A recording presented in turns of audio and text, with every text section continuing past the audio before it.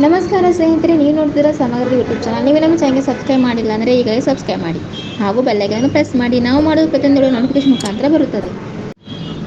ಎಲ್ಲರಿಗೂ ನಮಸ್ಕಾರ. ನೀವು ಉಚಿತ ಹೊಲಿಗೆ ಯಂತ್ರ ಹಾಗೂ ಇತರೆ ಉಚಿತ ಸುಧಾರಿತ ಉಪಕರಣಗಳನ್ನು ಪಡೆಯಬೇಕೆ? ನಿಮಗಾಗಿ ಇಲ್ಲಿದೆ ಸಿಹಿ ಸುದ್ದಿ. ಬಹಳಷ್ಟು ಜನರಿಗೆ ಉಚಿತ ಹೊಲಿಗೆ ಯಂತ್ರವನ್ನು ಹೇಗೆ ಪಡೆಯಬಹುದು ಎಂದು ಕೇಳುತ್ತಿದ್ದೀರಿ.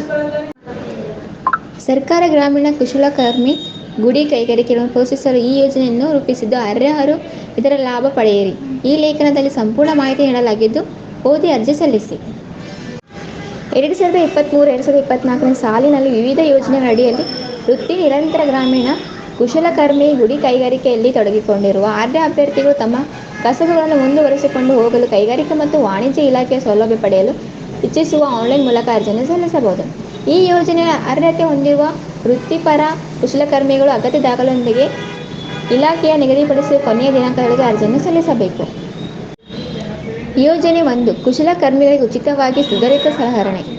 ವೃತ್ತಿಪರ ಕುಶಲಕರ್ಮಿಗಳಿಗೆ ಉಚಿತವಾಗಿ ಸುಧಾರಿತ ಉಪಕರಣ ಸರಬರಾಜು ಯೋಜನೆ ಅಡಿಯಲ್ಲಿ ವಿದ್ಯುತ್ ಚಾಲಿತ ಮರ ಕೆಲಸ, ದೋಬಿ, ಗಾರೆ ಕೆಲಸ, ಕಮ್ಮಾರಿಕೆ, ಕ್ಷೌರಿಕ ಮತ್ತು ವಿದ್ಯುತ್ ಚಾಲಿತ ಹೊಲಿಗೆ ಯಂತ್ರ ವೃತ್ತಿಪರ ಉಪಕರಣಗಳನ್ನು ಪಡೆಯಲು ಬೇಕಾಗಿರುವ ದಾಖಲಾತಿಗಳು ಈ ಕೆಳಗಿನಂತಿವೆ.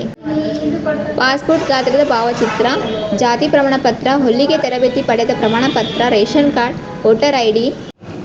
ಮರ ಕೆಲಸ, ಗಾರೆ ಕೆಲಸ, ಕ್ಷೌರಿಕ ಹಾಗೂ ದೋಬಿ ಕಸುಬಿನ ಕುಶಲಕರ್ಮಿಗಳಾದ ಆಯಾ ಗ್ರಾಮ ಪಂಚಾಯಿತಿ ಅಭಿವೃದ್ಧಿ ಅಧಿಕಾರಿಯಿಂದ ದೃಢೀಕರಣ ಪತ್ರ, ಕಾರ್ಮಿಕ ಇಲಾಖೆಯಿಂದ ವಿತರಿಸಿದ ಕುಶಲಕರ್ಮಿ ಗುರುತಿನ ಚೀಟಿ. ಯೋಜನೆ 2. ಜಿಲ್ಲಾ ಉದ್ಯಮ ಬಂಡವಾಳ ಹೂಡಿಕೆ. ಗ್ರಾಮೀಣ ಪ್ರದೇಶದ ಕುಶಲಕರ್ಮಿಗಳಿಗೆ ಬಂಡವಾಳ ಹೂಡಿಕೆ ಸಹಾಯಧನ ಯೋಜನೆಯಡಿ ಸಹಾಯಧನ ಪಡೆಯಲು ಈ ದಾಖಲಾತಿಗಳು ಅಗತ್ಯ.